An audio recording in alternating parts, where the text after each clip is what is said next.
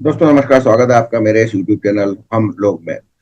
इससे पहले कि मैं आप विषय पर आऊं, मैं आपसे रिक्वेस्ट करूंगा कि यदि आपने मेरा चैनल सब्सक्राइब नहीं किया है तो इसे अवश्य सब्सक्राइब कर दीजिए और साथ में वो बेल आइकन भी दबा दीजिए। तो शुरू करते हैं एक बार फिर से। चलते हैं पहलगाम की ओर। और पहलगाम में जो 26 लोगों को आतंकी हमले में पाकिस्तानी समर्थित आतंकियों ने मारा, उस के विरुद्ध काफी माहौल बन रहा है, देश में काफी आक्रोश है। और निश्चित रूप से पाकिस्तान के इसमें सैन्य कार्रवाई होगी और इस बार वो उस तरह की कार्रवाई होगी जो उसकी 7 पीढ़ियां याद रखेंगी। और बाद में शायद फिर कोई पाकिस्तानी सैनिक सेना या आईसिस या फिर जो वहां के आतंकी सरगना है वो एक तरह से सबक लेकर सीखेंगे।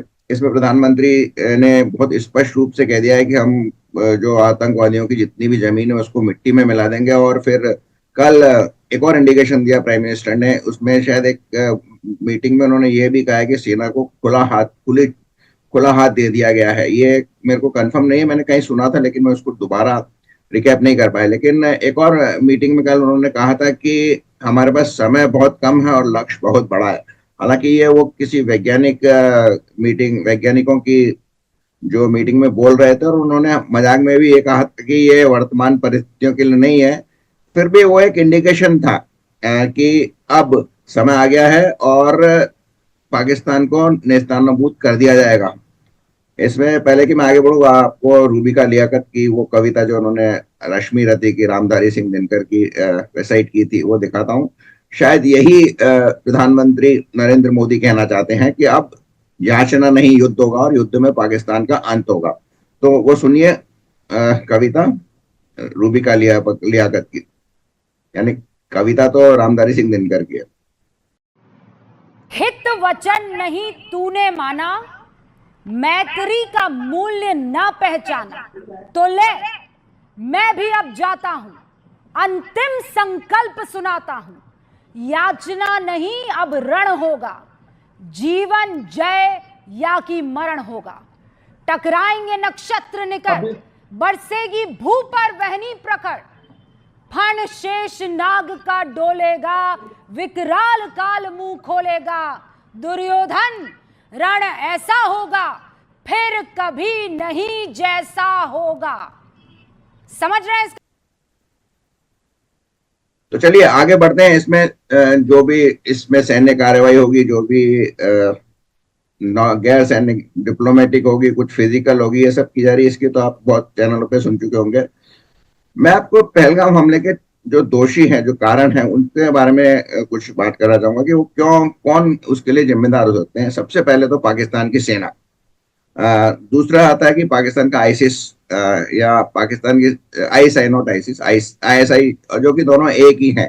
तीसरा पाकिस्तान में बैठे जो मुल्ले हैं, हाफिज सईद वगैरह वगैरह, जिनको पाकिस्तान की जनता का समर्थन प्राप्त है, फाइनेंशियली और सोशली ऑल्सो। और तीसरा जो रेस्पॉन्सिबल है वो पाकिस्तान की जनता है। और इसके अलावा मैं चौथा जो रेस्पोंडेंट, जो कि लेसर एक्सटेंट तक है, वो है लोकल कश्मीरी लोग, जिन्होंने उनको आतंकवादियों को मदद की। इसमें मैं उनको एक थोड़ी लीव दे सकता हूँ, क्योंकि उन्होंने, जिन्होंने, जैसे कि खच्चर था या घोड़े वाला था या दुकानदार था, उनसे जब इन आतंकवादियों ने मदद मांगी होगी और कुछ पैसे के लालच में या फिर कुछ अपनी धर्म या सोशल रेस्पॉन्सिबिलिटी मानते हुए, गलत, जो कि गलत कंसेप्ट है, तो उनको ये नहीं मालूम होगा, उनको ये शायद होगा कि ये आतंकवादी केवल छोटा मोटा कोई घटना करना चाहते होंगे, बम विस्फोट करना चाहते होंगे। उनको ये नहीं मालूम होगा कि इस तरह से वो हिंदुओं को छांट छांट के मारेंगे, सीधा गोली मारेंगे और इतने ज्यादा लोगों को मारेंगे। तो इस तरह से मैं एक तरह से उनको ये एक एलएबी मान के उनको कह सकता हूँ कि उनका इतना रेस्पॉन्सिबिलिटी नहीं रहा होगा, वो इतना इन्वॉल्वमेंट नहीं रहा होगा। हालांकि सिरे से खारिज करना कि लोकल सपोर्ट नहीं था, ये थोड़ा मैं नहीं कह रहा हूँ, हो सकता है सपोर्ट हो। अब करते हैं पाकिस्तानी सेना। पाकिस्तानी सेना तो इसमें सीधे सीधे जिम्मेदार है, क्योंकि जमा के जनरल मुशीर मुनीर ने कुछ दिन पहले ही कहा था कि कश्मीर हमारा अंग है और हम कश्मीर के वासियों के लिए लड़ेंगे। और आईसीस, ये दोनों तो छुटपुट छुटपुट कर ही रहे हैं। और दूसरे जो आतंकवादी संगठन है लश्कर ए तैयबा, और ये ट्रेनिंग देकर सब कर ही रहे हैं, और इनके बारे में तो काफी चर्चा हो चुकी है। मैं आता हूँ सीधा सीधा पाकिस्तान की जनता पर, क्योंकि भारत सरकार ने जो निर्णय लिया था कि सारे पाकिस्तानियों के जो वीजाज थे, चाहे लॉन्ग टर्म वीजा थे या सार्क के वीजा थे, उनको कैंसिल कर दिया और उनको समय दिया था 1 अप्रैल तक, 1 मई तक भारत छोड़ने का। यानी आज 30 अप्रैल सब मैं बात कर रहा हूँ, आज उसका अंतिम दिन है। इसमें कई महिलाओं के आ रहे हैं कि हमारा क्या दोष था, हमको क्यों भेजा, जिन्होंने गलती की उनको सजा दी जाए। तो इसमें तो बेसिक फंडामेंटल तो जो हमने बचपन से सुना है कि गेहूं के साथ घुन पिनते हैं, तो घुन तो पिसेंगे। अब दूसरी बात यह है कि मैंने एक बहुत पहले 3-4 साल के पहले भी, एक जब पहलगाम का अटैक हुआ था, तब भी मैंने कहा था कि पाकिस्तानियों के वीजा रद्द कर देने चाहिए, और उनके जो लोग यहाँ पर अस्पतालों में इलाज ले रहे हैं उनको भी वापस जाने को बोल दिया जाना चाहिए। ऐसा ये भी हुआ, एक कोई मैंने वीडियो सुना जिसमें एक आदमी कह रहा है कि मेरे 2 छोटे बच्चे हैं, एक 6 साल का, एक 9 साल का, दोनों किसी बीमारी से ग्रसित हैं, हमको हॉस्पिटल हेल्प कर रहा है, लेकिन पुलिस का दबाव है कि हम वहां से छोड़ के चले जाए। तो बिल्कुल सही है।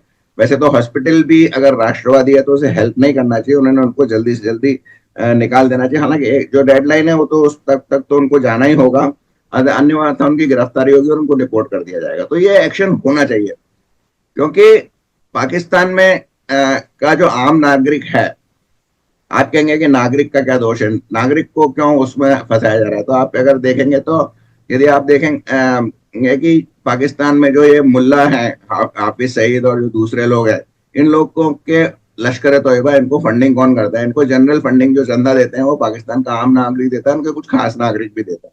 तो वो अनोइंगली देते हैं, नोइंगली देते हैं। वो जो वहां पे जो मदरसे होते हैं, वहां पे जो उनके बगल में जो आतंकवादी पल रहे होते हैं, जो मदरसों में जो आतंकवादियों को ट्रेनिंग दी जाती है, उनको क्यों नहीं रोकते पाकिस्तान के आम नागरिक? क्यों अपनी जवाब नहीं उठाते, बल्कि वो तो चंदा देते हैं।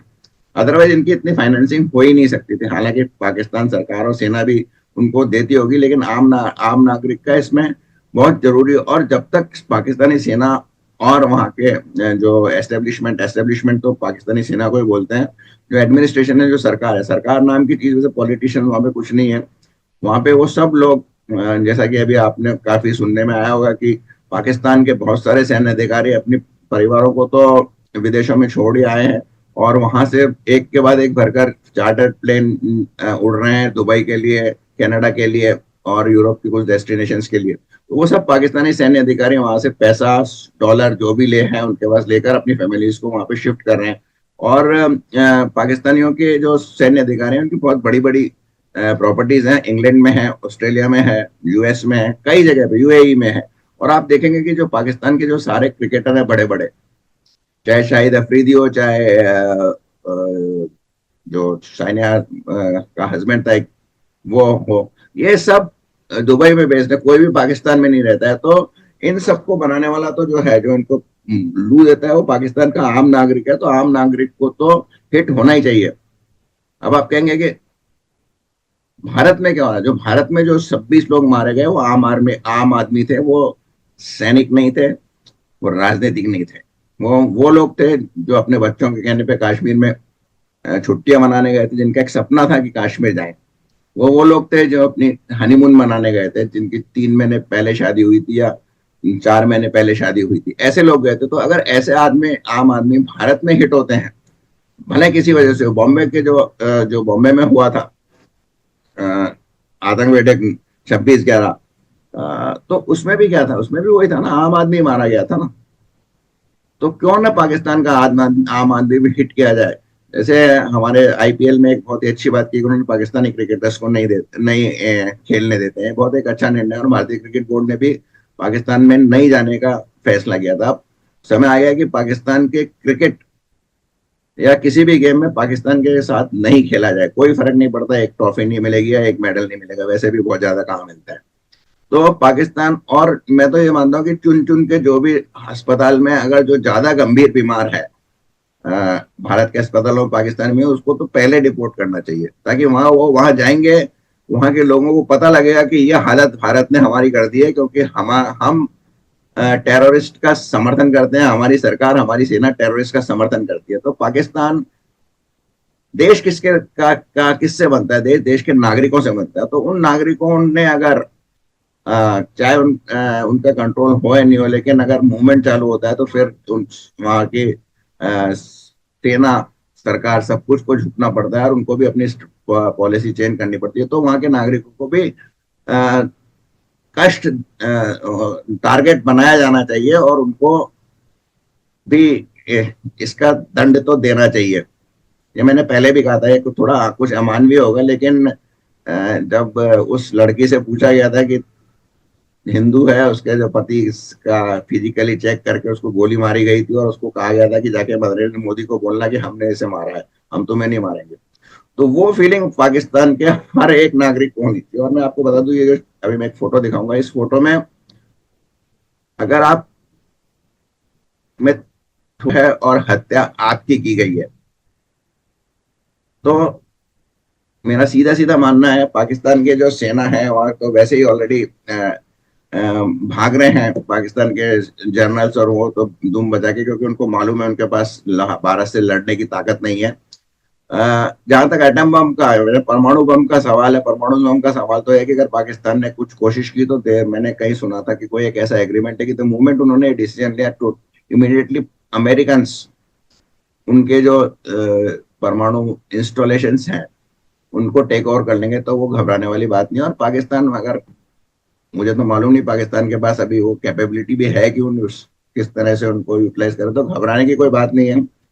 और सबसे बड़ी बात है कि जिस तरह से देश में रोष है, कुछ कांग्रेसियों को या कुछ सेक्युलर हिंदुओं को छोड़ दिया जाए, मैं मुसलमान भी मानता हूं कि वो भी गुस्से में है, क्योंकि उनको भी मालूम है कि अगर पाकिस्तान ये करता रहा तो उनको जीवन में अशांति आ जाएगी। कुछ सेक्युलरों को छोड़ दिया जाए, विशेषकर जैसे कि कुछ कांग्रेस का जो सदस्य है कर्नाटका से जो स्टेटमेंट दे रहे हैं, या फिर कोई एक और कांग्रेस का एमएलए स्टेटमेंट दे रहा है कि आतंकवादी के पास क्या टाइम होगा कि वो उससे जात पूछ के गोली मारे, तो इस तरह के जो हैं इन लोगों को छोड़ दिया जाए तो पूरे देश में रोष है। और ये देश अब अगर युद्ध की विभीषिका को सहने के लिए तैयार है, और अगर कोई कष्ट होगा तो भी आम आदमी भारत का तैयार है आज उस कष्ट को सहने के लिए। इसलिए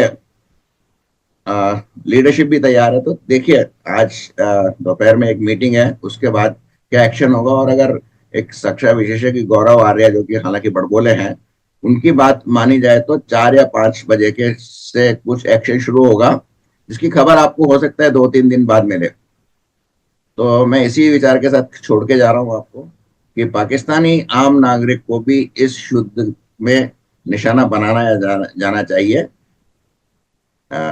आपका जो विचार हो जरूर मुझे अवगत कराइए। बहुत बहुत धन्यवाद यहाँ तक बने रहने के लिए। और अगर आपको मेरी ये बातचीत अच्छी लगी हो तो इसको लाइक कीजिए और अपने दोस्तों के साथ शेयर कीजिए। बहुत बहुत धन्यवाद।